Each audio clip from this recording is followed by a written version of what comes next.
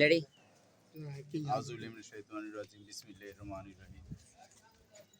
প্রিয় কক্সবাজার জেলাবাসী, কক্সবাজার টমটম ঠিক আছে। চালক কল্যাণ সমিতির পক্ষ থেকে অনরার আন্তরিক অভিনন্দন আর ব্যক্তিগত পক্ষ থেকে সালাম। আসসালামু আলাইকুম। আজি আরা দীর্ঘ 1 বছর আন্দোলন করি এনে আর লাইসেন্স নিন ডিসি সাহেব অনুমোদন দিয়ে সালউদ্দিন সাহেবে যে ডিসি সালউদ্দিন সাহেব আসিল বদলি গিয়ে এই লাইসেন্স নিয়ে নুকা সিন্ডিকেটের ভিতরে ঢুকি বই দেখি বর্তমান প্রেক্ষাপট তাই এনে যে শ্রমিক কোন লাইসেন্স নভা সিন্ডিকেটে বন্দি করে রাখি দিয়ে 50-60 হাজার টিয়া তুয়াইয়ে এ লাইসেন্স নিন উদ্ধার লাই বলি শ্রমিক আবার ঐক্যবদ্ধ হইয়ে সেই শ্রমিকের সাথে লই এনে আর ডিসি প্রশাসক পুর প্রশাসক এবং চিটাং হইতে ধরি ঢাকা হইতে পর্যন্ত এ পর্যন্ত 35 জন দপ্তরের মাঝে আর চিঠি বিলি করছি। এই প্রেক্ষিতে আইএনএ কক্সবাজার জেলা প্রশাসক এবং পুর প্রশাসক জিনিসান বিভিন্ন দপ্তর তিরি ফুটাইনের হারণে জেলা প্রশাসক আর পুর প্রশাসক দায়িত্বগান লইয়ে দিয়ে তার খুব জরুরি বৈঠক দিব। এই বৈঠকের মাঝে যারা শ্রমিক যাত্রী নিজের গাড়ি আছে জিতে নিজে যে ড্রাইভারের নিজে চলা এই ড্রাইভারে দিবল্লা বলি ওকে এই বৈঠকের মাঝে উপস্থাপন করিব আর পুর প্রশাসকে আশ্বাস দিয়ে লাইসেন্স যারা নভা তারারে লাইসেন্স নিন পুনরায় বিবেচনা করি তদন্ত করি পুরসভা তো লাইসেন্স নিন দিব। আর আহ্বান পর্যন্ত কক্সবাজার পৌরসভার মাঝে যে ফ্রিও আছে এই ফ্রিও দিয়ে নেয় কক্সবাজার পৌরসভাতেও যেন লাইসেন্স নিন সঠিক শ্রমিক অলর হাসে যেন ফসা এই আশা ব্যক্ত করি। পুর প্রশাসক চাইলে সব কিছুর সমাধান করেন যার যেহেতু পুর প্রশাসকের হাসে বৈঠকর হতা হইয়া ডিসি হিসাবে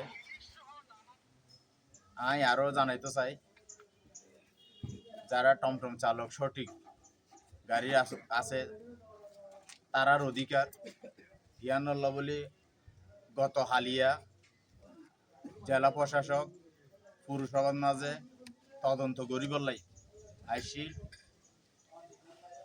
গত হালিয়া মানুষ অতি জিজ্ঞেস করছে যে পুরসভার থানো সমস্যা আছে কি নাই জন্ম নিবন্ধন করতে হন সময় লাগের কি ন লাগের চেয়ারম্যান সার্টিফিকেট করতে সময় লাগের কি ন লাগের এবং আর লাইসেন্সের সমস্যার বিষয়ে একটু কথাবার্তা হইয়ে তাহলে যে সমস্যাখানে এটা পুরসভার ভিতরে উঠছে এই সমস্যাখানে যে সঠিক ব্যক্তি চাই এনে লাইসেন্স নিয়ে নবায়ন দিব এই আশা আর গরাজার।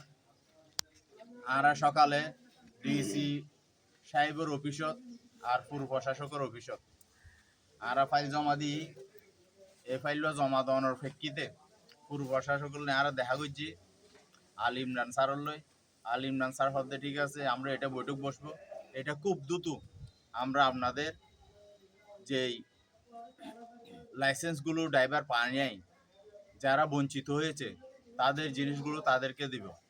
আমি বলেছি স্যার দেখেন যারা বঞ্চিত হয়েছে তাদেরকে আপনারা যাচাই বাছাই করে লাইসেন্স দেওয়ার জন্য জরিবালি সিন্ডিকেট থেকে আমাদের বিরুদ্ধে ভুল বোঝানো হয়েছে সেটি হচ্ছে আমরা নাকি 5-10টি লাইসেন্স দাবি করছি।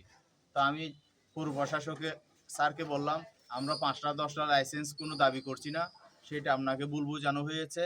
আমরা চাই যার গাড়ি আছে যে নিজে চালক তাকে যাচাই বাছাই করে আপনি লাইসেন্স হস্তান্তর করেন।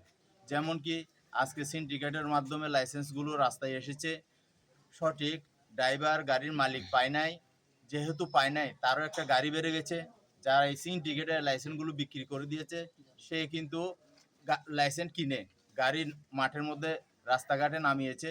তাহলে 1000 লাইসেন্সের মধ্যে যদি সঠিক ব্যক্তি 200 পেয়ে থাকে তাহলে আর 800 লাইসেন্স বিক্রি করা হয়েছে।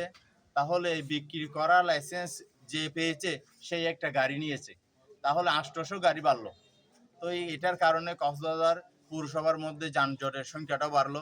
সেই জন্য আমি আহ্বান করব সঠিক ব্যক্তিকে তদন্ত করে লাইসেন্সগুলো দেওয়ার জন্য।